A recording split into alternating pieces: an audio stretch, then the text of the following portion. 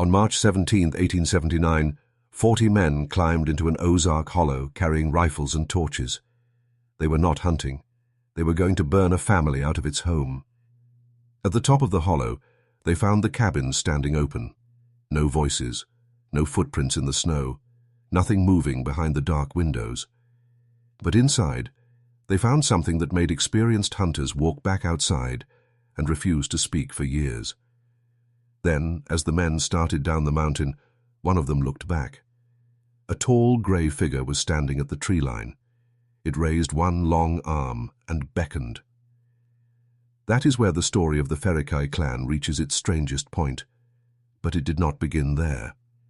It began much earlier, in a remote Ozark settlement where people knew every family by name and could usually tell you exactly where a stranger had come from.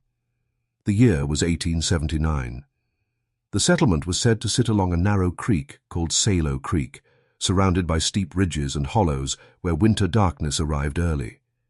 The nearest proper town was hours away by rough road. There was a small church, a mill, a store that doubled as a post office, and roughly 40 or 50 families scattered along the valley. These were practical people. They understood wolves. They understood hunger. They understood what happened when a man disappeared in bad weather. They did not frighten easily. That is why the old stories about the Ferrickays are so difficult to dismiss completely. Above the settlement was a long, north-facing hollow known as Blackthorn Hollow. A dense wall of thorn brush marked its lower entrance. Children were warned not to climb beyond it, and adults had little reason to. The local saying was simple: never take the high road after sundown. The Ferrickays lived beyond that boundary. Nobody could agree on when they had arrived. Some accounts claimed they were already there when the first settlers came into the valley. Others placed their arrival several decades later. Either way, they seemed to exist outside the ordinary life of the settlement. No Ferrickay child attended the valley school. No Ferrickay appeared in the church register. And according to the story, nobody in Salo Creek could remember burying one. Yet people claimed to hear voices coming from the hollow at night. Sometimes there were lights. Sometimes animals disappeared from farms near the ridge. Then one autumn afternoon, a traveling peddler took the road toward Blackthorn Hollow. His wagon came back. He did not. And that was the first disappearance the valley could no longer explain away. Before we go deeper, please tell me in the comments, which country are you listening from? The peddler's name has been lost in the oldest versions of the story, but the wagon was remembered. That mattered because the wagon came back without him. It was found less than a mile from the lower entrance to Blackthorn Hollow, one mule still standing in the traces. The animal was weak from thirst. Inside the wagon, the pots, cloth, medicine bottles, and small tools were untouched. Nothing valuable had been taken. For people in an isolated settlement, that detail carried more weight than a missing man. Salo Creek was not a place where help arrived quickly. In 1879, the nearest sheriff's office was several hours away, and much of the country between settlements consisted of timber roads that could become impassable after a hard snow. A missing person could disappear into the hills before anyone outside the valley even knew there was a problem. The geography worked both ways. It protected the people who lived there. It also protected anyone who did not want to be found. Blackthorn Hollow was particularly difficult. The ridges narrowed toward the upper end, and the ground rose sharply beside the creek. In winter, the northern slope received very little direct sunlight. Snow stayed there after it had melted from the fields below. The people of Salo Creek knew those conditions well. They also knew the Ferrickays. At least they believed they did. The family was said to live in several crude cabins near the head of the hollow. The largest was described as little more than a long log structure, its walls darkened by years of smoke. Nobody knew exactly how many people lived there. That uncertainty had become part of the fear. Every few months, someone from the clan would appear at the valley store. They brought animal hides, roots, and occasionally old coins. They bought salt, ammunition, iron, or cloth. Never much food. The storekeeper reportedly noticed that years before anyone connected it to the disappearances, A family living that far from the settlement should have needed cornmeal, flour, or preserved meat. Yet the Ferrickays rarely purchased any. The omission was small. At first, nobody cared. There were more ordinary problems to worry about. A broken plough could ruin a planting season. A sick horse could mean walking 10 miles to borrow another. Children learned early to mend their own clothes because there was no money to waste on replacements. And people had habits. One old account described the storekeeper keeping a tin cup beneath the counter and tapping it twice against the wood whenever the Ferrickays entered.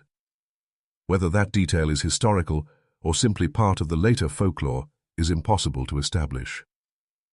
What can be established from the story is the boundary. Valley people went so far up the creek. Then they turned around. The reason was not written on any sign. It was simply understood.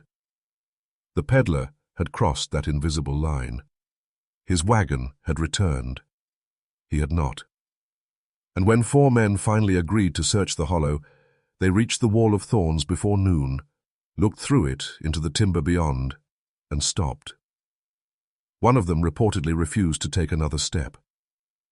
He had noticed something in the snow, not a footprint, several, and they were heading toward the valley. The men stood over those tracks for several minutes without speaking. They were not the tracks of a wagon, and they were not the clean prints of a deer or bear. They crossed the road at an angle and disappeared beneath the laurel on the downhill side. One of the searchers, according to the old account, crouched and touched the snow. Then he stood up. He would not go farther. The search ended at the thorn wall. That decision became important later, because the first official figure connected to the story was not a preacher or a member of the Ferrickay family. It was the county sheriff, Elias Mercer, who was said to have heard about the missing peddler several weeks after the wagon was recovered. Mercer was an experienced lawman by local standards. He had dealt with theft, fights, drunkenness, and the occasional killing along the scattered settlements of the county. He understood that mountain communities sometimes turned ordinary accidents into legends. So he treated the Ferrickay story as a missing person case. According to the tradition, he asked the storekeeper for the peddler's description. About 40 years old, dark coat, traveling wagon, mule team. Then Mercer asked a simpler question. Where had the man been headed? The answer was Blackthorn Hollow. The sheriff reportedly paused before writing it down. He eventually sent 2 deputies and a local tracker to examine the road where the wagon had been found. The tracker followed the peddler's trail for several hundred yards before stopping near the creek. There, the tracks became confused. The mule had wandered in circles. The wagon wheels had cut deep into the wet ground, but the man's footprints appeared to stop. Not gradually. They simply ended. One deputy reportedly suggested that the peddler had entered the timber and lost his way. The tracker disagreed. He pointed toward the ridge. Whatever had happened, he believed the man had not continued on foot from the wagon. That was the first detail that troubled Mercer. The second came from the storekeeper. He remembered that the peddler had asked about the high road the afternoon he disappeared. The storekeeper had warned him against it. The sheriff then asked whether anyone from the Ferrickay family had been seen near the settlement that day. Nobody knew. Mercer made notes. A later retelling claims that he also wrote a short statement about the case, dated November 4, 1877. The original document has never been produced, so the date cannot be independently confirmed. Still, the wording survives in local accounts. The trail had been examined, no body recovered, and no evidence found sufficient to accuse any resident of Blackthorn Hollow. That last point mattered, because without a body, Mercer could do very little. The case remained open in theory. In practice, it disappeared. Then, less than a year later, a 9-year-old girl named Dileia vanished from the upper end of the valley, and unlike the peddler, Dileia belonged to Sallow Creek. Her disappearance could not be ignored. Dileia was 9 years old when she disappeared in the spring of 1878. Her family lived near the upper end of the settlement, where the cleared ground narrowed and the timber began climbing toward Blackthorn Hollow. Dileia was known for wandering farther than her parents liked. She gathered greens, collected kindling, and sometimes followed the creek alone. On April 23rd, she went uphill carrying a small split-oak basket. She never came home. By evening, her father had gathered neighbors and started searching. This time they did not stop at the first ridge. More than a dozen men worked through the night with lanterns. They searched the creek bed, checked abandoned cabins, and followed the trails used by cattle and hunters. The next afternoon they found Dileia's basket. It was sitting upright beside a narrow trail. The greens she had collected were still inside. Nothing had been scattered. Her father reportedly picked up the basket and carried it against his chest all the way home. The search continued for another 2 days.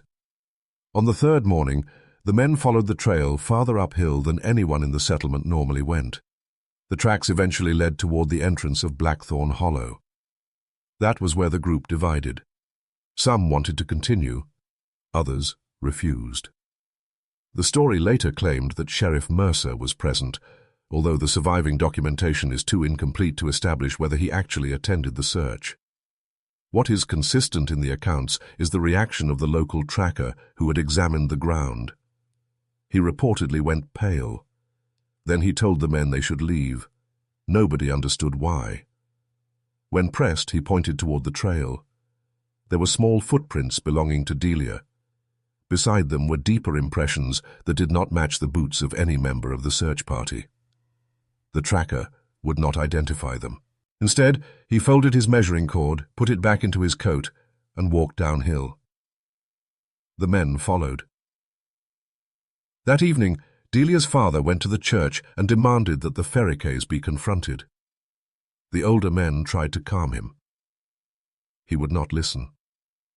By then, another detail had begun circulating through the valley. Several families claimed their livestock had disappeared near the same stretch of timber where Dileia was last seen. A calf, 2 hogs, a hunting dog. Nothing unusual by itself. Together, they formed a pattern. The storekeeper later remembered seeing a Ferrickay man in town only days before Dileia vanished. He had purchased salt and ammunition, but no food. The man's coat was patched at the elbow, and he carried a leather pouch that appeared unusually heavy. Nobody questioned him at the time. Now they wondered what was inside. The next morning, 6 armed men climbed toward Blackthorn Hollow. They were not going to search for a missing child anymore. They were going to ask the Ferrickays where Dileia had gone.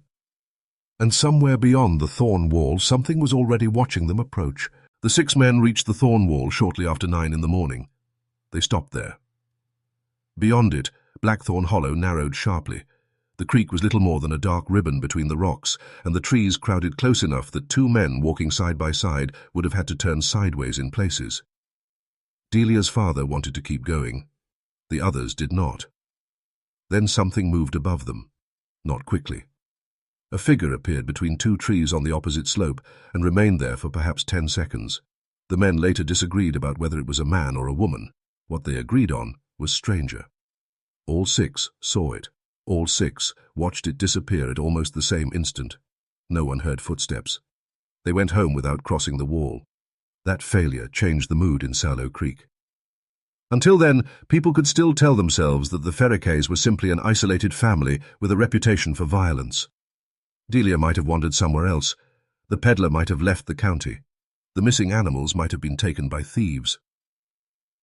Now the explanations were becoming harder to maintain. A local physician, Dr. Samuel Harlan, was brought into the discussion because Dileia's father had become convinced that something was wrong with the family itself. Harlan reportedly dismissed the idea. Mountain families live differently, he argued. Poor diet, isolation, intermarriage, and generations without medical attention could produce unusual behavior. That was his position, at least at first. Several weeks later, Harlan examined one of the animals recovered near the lower road after it had disappeared from a farm. The animal had not been eaten. There were no obvious signs of an attack. But Harlan noticed something that bothered him. The animal had refused to approach the hollow. When released near the creek, it pulled backward so violently too. Had the rope burned through the owner's gloves? Harlan reportedly tried again. The animal would not move uphill. He eventually stopped the examination. In a letter attributed to him and dated June 2nd, 1878, Harlan supposedly wrote that the behavior was not consistent with ordinary fear of predators. That letter cannot now be located. Neither can the earlier statement attributed to Sheriff Mercer. The missing papers would become a recurring feature of the Ferrickay story. There was another problem. People began hearing voices from the hollow. Not words they could understand, just sounds carried down the creek after dark. One household reported hearing a woman's voice called twice from the timber. The family's dogs reacted immediately. They did not bark. They crawled beneath the porch. The following morning, the owner found fresh tracks near his smokehouse. He counted 14. Then he counted again. There were 17. He told his wife never to mention them outside the house. By December, the valley had begun locking its doors before sunset. And then the winter came. Snow buried the upper roads, temperatures dropped hard enough to freeze the creek, and whatever had been taking animals from the valley no longer seemed interested in staying near the edges. For the first time, people began finding tracks directly beside their homes. And one morning, a farmer discovered that someone had been standing outside his bedroom window during the night. The farmer found the tracks at first light. They began beside the kitchen wall, crossed the frozen yard, and stopped directly beneath the bedroom window where his 2 daughters slept. There were no footprints leading back toward the road, only the approach. That was enough to change the valley. By January 1879, people were sleeping with loaded rifles beside their beds.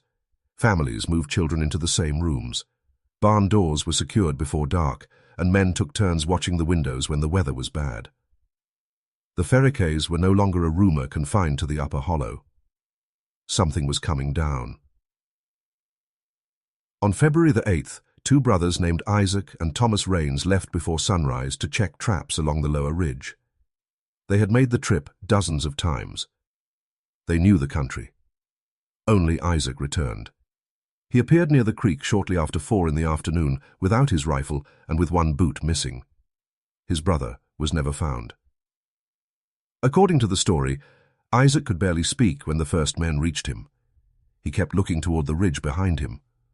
When someone asked what had happened, he answered with a sentence that was repeated for years afterward. They came out of the snow. No one knew exactly what he meant. Isaac refused to return to the woods. He also refused to identify what he had seen.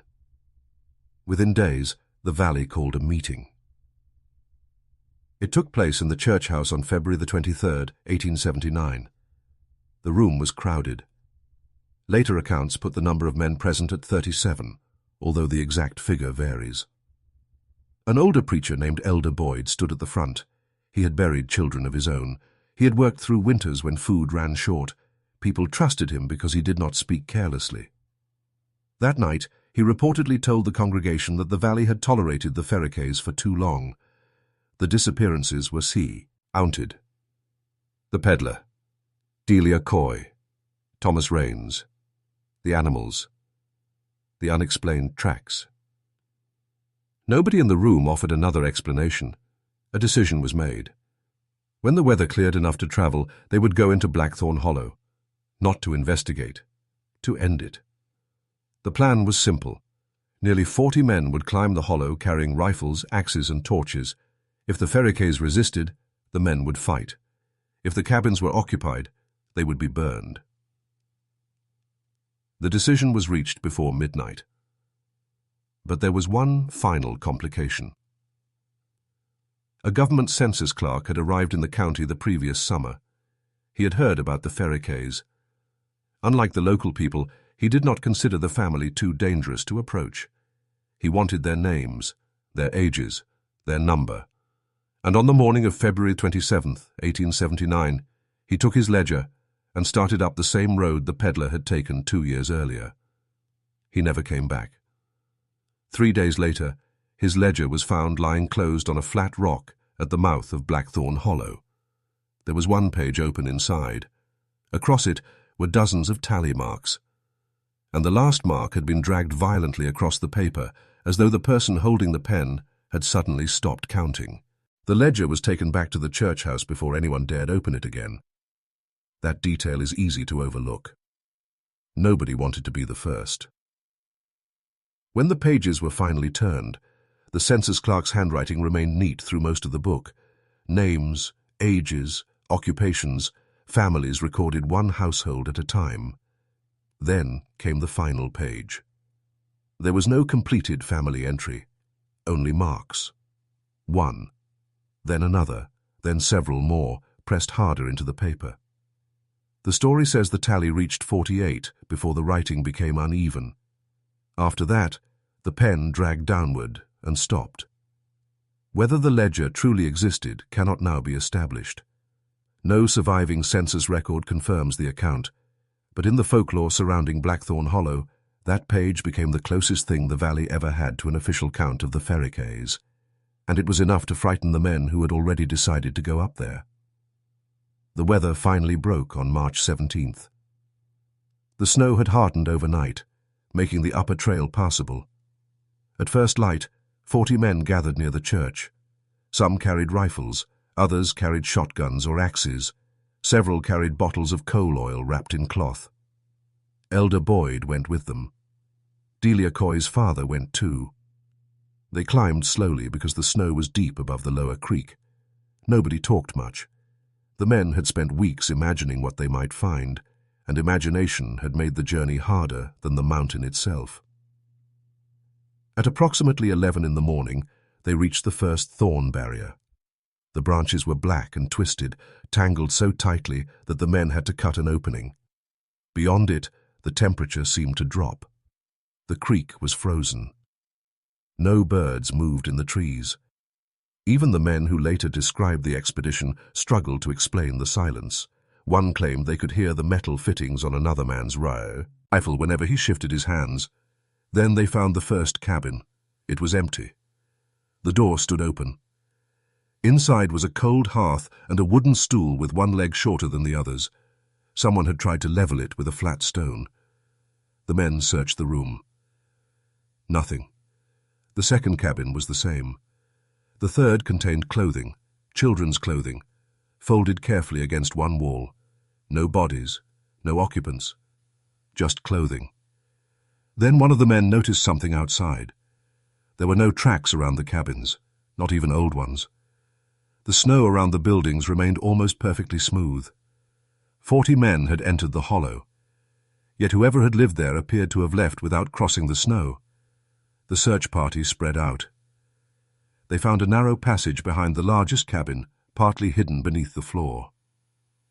Elder Boyd stopped at its entrance. He did not order anyone inside. He simply stood there, staring into the darkness. Then a smell drifted out. Not smoke, not decay. Something metallic and sweet. One of the men covered his mouth with his sleeve. Another stepped backward. Elder Boyd raised his lantern. The light reached only a few feet into the passage. Then something struck the wooden wall from somewhere below. Once. Hard. Every rifle in the room came up at the same time. And from beneath the floor came a second sound. A slow scrape moving toward them. Nobody fired. The scrape stopped beneath the floor. For several seconds the men stood with their rifles raised, listening. Then the sound came again. Closer. Elder Boyd lowered his lantern and told the men to step outside. They obeyed. That decision may have prevented a panic, because whatever was beneath the cabin never came through the floor. The men waited in the snow, while 2 of them searched the outside walls for another entrance. They found one. It was behind the cabin, hidden beneath a shelf of earth and brush.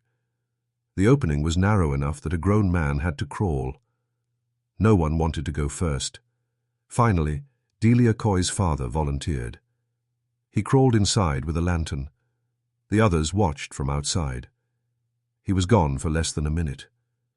When he came back out, he was carrying a small wooden box. He placed it in the snow. Then he sat down. He would not open it. One of the other men did. Inside were objects belonging to people who had disappeared from the valley: a brass buckle, a man's pocket knife, 3 medicine bottles, a child's ribbon, and a small metal cup bearing the initials of a family from the lower settlement. Nobody knew how the Ferrickays had obtained them. The men searched the remaining cabins. They found more belongings: boots, belts, buttons, a travelling salesman's tin. There were also dozens of coins unlike anything the men recognized. They were heavier than ordinary silver pieces and carried markings no one in the party could read. But the largest cabin contained something else.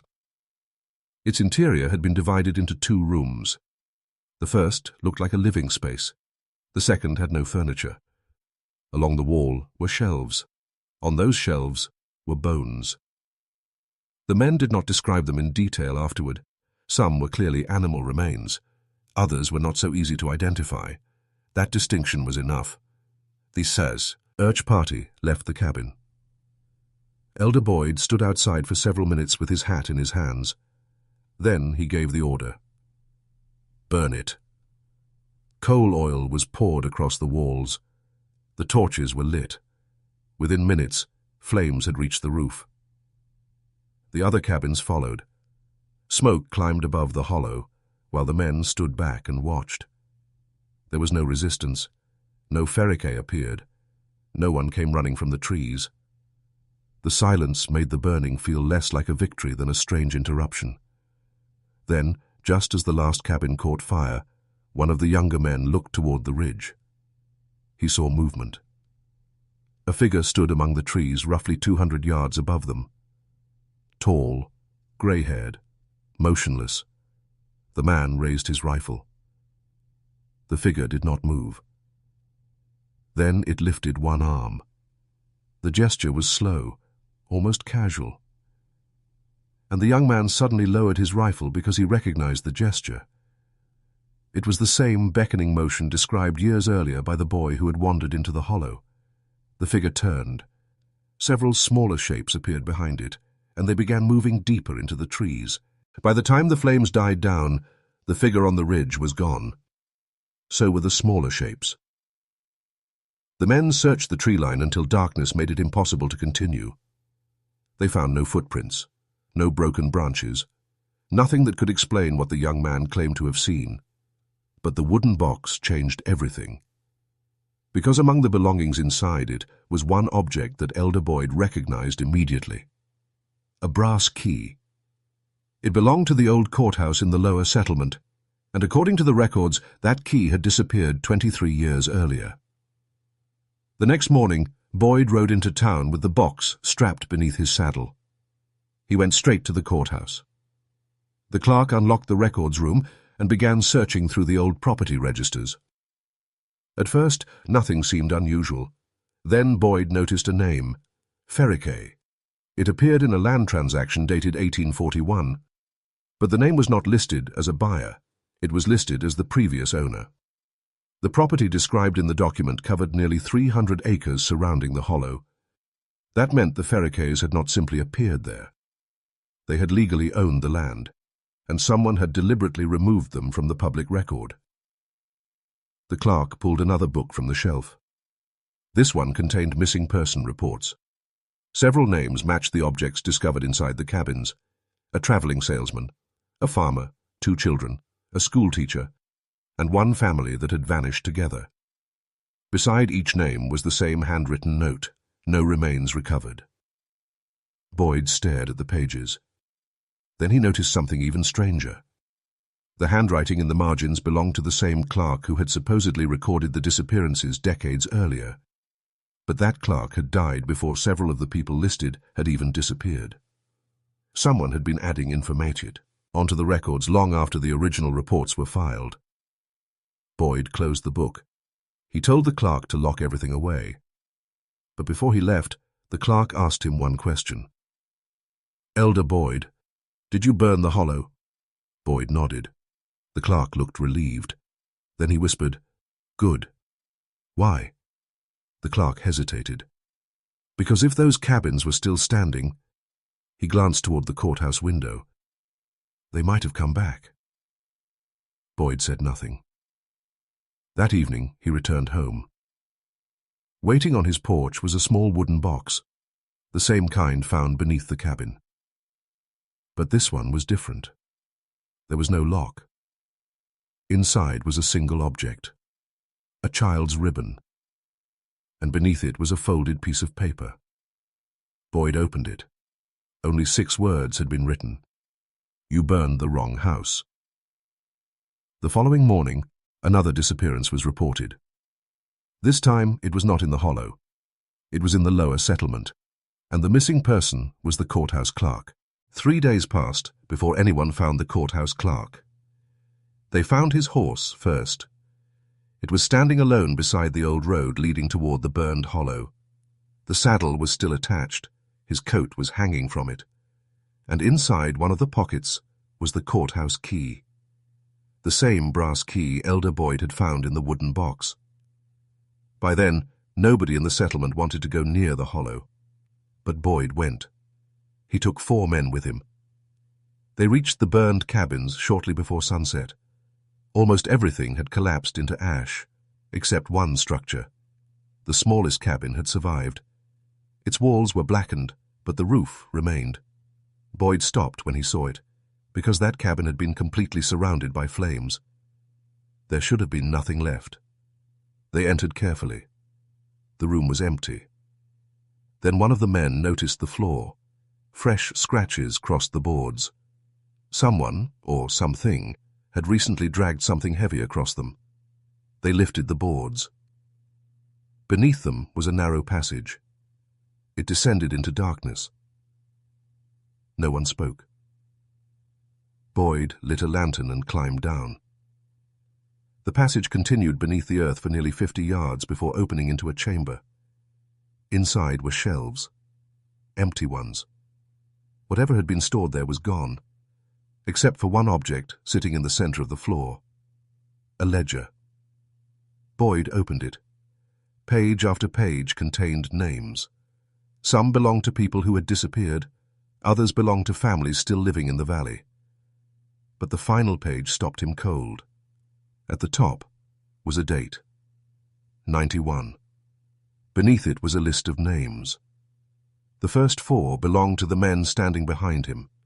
The 5th belonged to Elder Boyd, and beside each name was a single word, collected. Nobody moved. Then they heard it. That sound again. A slow scrape beneath the floor. The men raised their rifles. But Boyd did not. He was staring at the final line of the ledger. There was another name, one that had not yet been crossed out. His own son. Boyd grabbed the book and ran. They escaped the chamber before the lantern went out. By sunrise, the passage had collapsed.